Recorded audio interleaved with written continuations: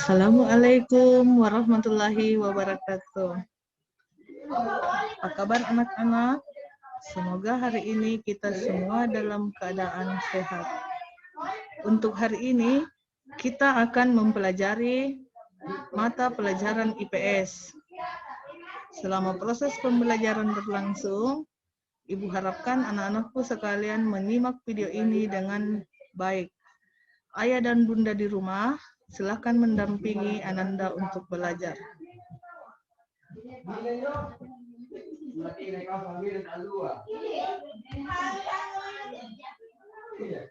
Iya. Keragaman agama yang ada di Indonesia. Di gambar di sini dapat diperhatikan bahwa di negara Indonesia itu ada 6 agama yang diakui, yaitu agama Islam, Kristen, Katolik, Hindu, Buddha, dan Konghucu. Adapun Katolik ini sama dengan Kristen, sama dengan agama Kristen. Jadi Kristen itu terbagi menjadi 2, ada yang namanya Kristen Katolik dan ada yang namanya Kristen Protestan. Bisa diperhatikan gambarnya di sini, ini adalah salah satu gambar tempat ibadah agama Islam, yaitu sebuah masjid yang terletak di Jawa Tengah, namanya Masjid Menara Kudus. Kita lanjut. Iya, kita akan membahas agama yang pertama. Jadi, sedikit banyaknya tentang agama ini kita sudah banyak mengetahuinya. Ibu yakin Ananda di rumah sudah memahami dan banyak mengetahui tentang agama Islam. Karena agama Islam ini adalah agama yang kita anut. Diperhatikan dengan baik. Jadi kitab suci agama Islam itu namanya Al-Quran. Jadi Al-Quran ini harus senantiasa kita baca. Jadi jangan melewatkan hari-hari kita tanpa membaca Al-Quran. Ibu juga meminta kepada anak-anakku sekalian untuk rajin mendatangi tempat mengaji supaya ilmu agama kita dapat bertambah. Kemudian tempat ibadah. Tempat ibadah untuk yang beragama Islam yaitu masjid. Pasti semua sudah tahu nama-nama masjid yang ada di kampungnya masing-masing. Jadi tempat ibadahnya orang Islam itu berada di masjid. Kemudian hari besar keagamaan. Baru-baru ini kita melaksanakan hari raya agama Islam, yaitu Idul Adha, di mana kita melakukan kurban. Jadi itu namanya hari raya Idul Adha. Kemudian ada banyak lagi hari-hari raya lainnya yang dirayakan oleh agama Islam. Kemudian lanjut di agama Kristen. Agama Kristen ini kitab sucinya adalah Alkitab. Tempat ibadahnya dinamakan gereja dan hari rayanya salah satunya adalah hari Natal. Kemudian lanjut agama Hindu.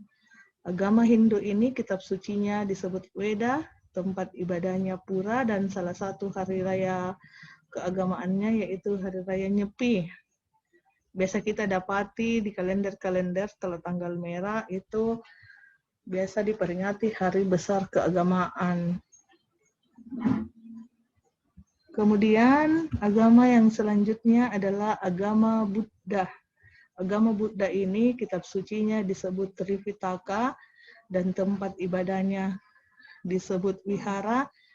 Hari rayanya salah satunya adalah hari Waisak. Kemudian agama yang terakhir adalah agama Konghucu. Mungkin ada anakku yang baru mendengar, tapi ini merupakan agama yang baru juga, agama yang sudah diakui di negara Indonesia. Nama kitab sucinya yaitu Sisu Wujing.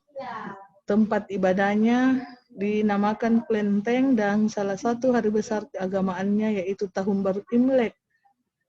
Tahun Baru Imlek ini biasa kita lihat perayaannya di televisi.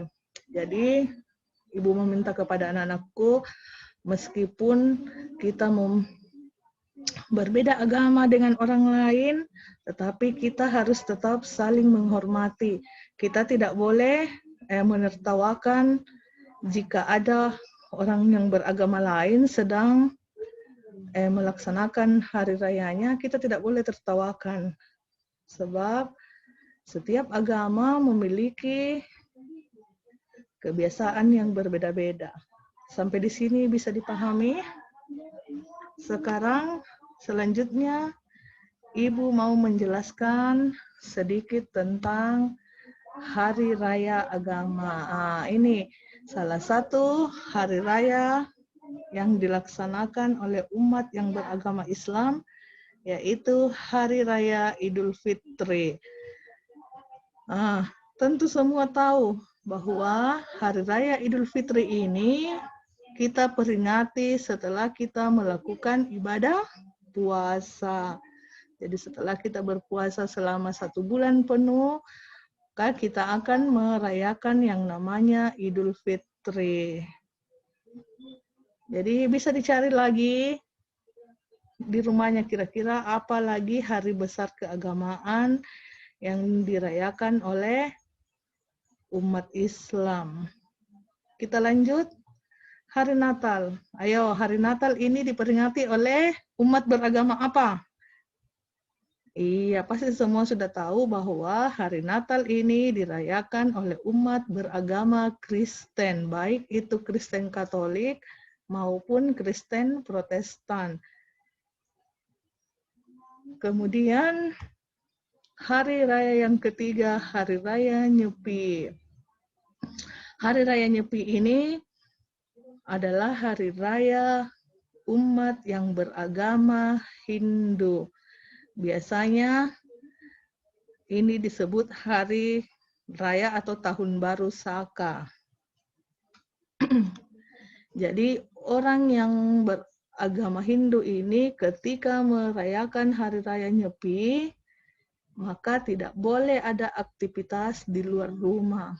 Jadi semua ketika perayaan tahun baru Saka ini, semua umat beragama Hindu berdiam diri dan berdoa di dalam rumah masing-masing. Selanjutnya, Hari Raya Waisak. Hari Raya Waisak ini diperingati oleh umat yang beragama Buddha. Biasanya ini dilaksanakan di pelataran Candi Borobudur. Semua pasti sudah mendengar, sudah sering melihat di televisi tentang Candi Borobudur. Candi Borobudur ini adalah candi peninggalan agama Buddha. Kemudian yang terakhir adalah perayaan Tahun Baru Imlek. Tahun Baru Imlek ini diperingati oleh umat yang beragama Konghucu. Jadi ini yang beragama Konghucu ini kebanyakan adalah keturunan keluarga Tionghoa atau Cina. Biasa kita melihat di Makassar itu ketika perayaan Tahun Baru Imlek, orang-orang Cina ini berbagi rezeki. Ada namanya ampau.